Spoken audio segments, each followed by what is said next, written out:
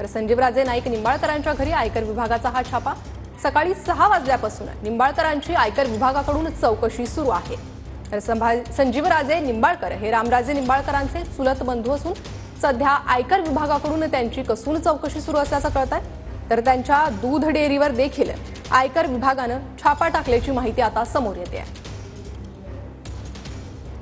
तर सकाळी 6 वाजल्यापासून आयकर विभागाकडून कसून चौकशी सुरू आहे। संजीवराजे नाईक निंबाळकरांच्या घरावर आयकर विभागाचा हा छापा। तर संजीवराजे निंबाळकर हे रामराजे निंबाळकर यांचे बंधू। महायुतीत असूनही निंबाळकरांनी लोकसभेला स्पष्ट भूमिका घेतलेली नव्हती।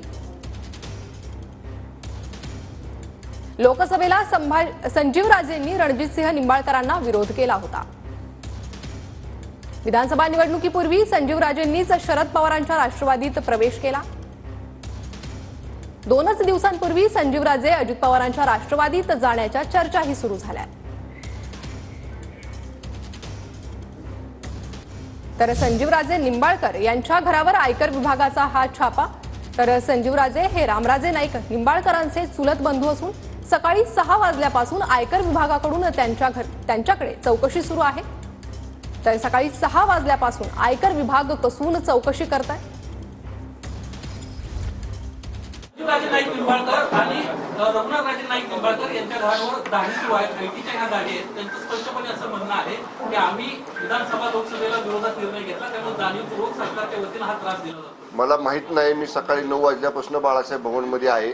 आपण बघा, इथं कुठेही मी टीव्ही बघितलेला नाही, त्यामुळे मला त्यातली माहिती नाही। माहिती घेऊन सांगतो।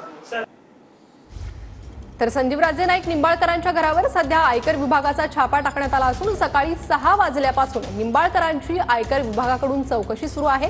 त्यांच्या दूध डेअरीसह इतर ठिकाणी देखील आस्थापनांवर आयकर विभाग कसून चौकशी करत असल्याची माहिती सध्या मिळते। तर संजीवराजे हे रामराजे निंबाळकरांचे चुलत बंधू। दरम्यान आपण लोकसभा त्यासोबतच विधानसभेत विरोधात भूमिका घेतल्यामुळेच आपल्यावर ही कारवाई होत असल्याचा दावा देखील त्यांच्याकडून करण्यात येतोय। मात्र सध्या आयकर विभागाकडून कसून चौकशी सुरू आहे।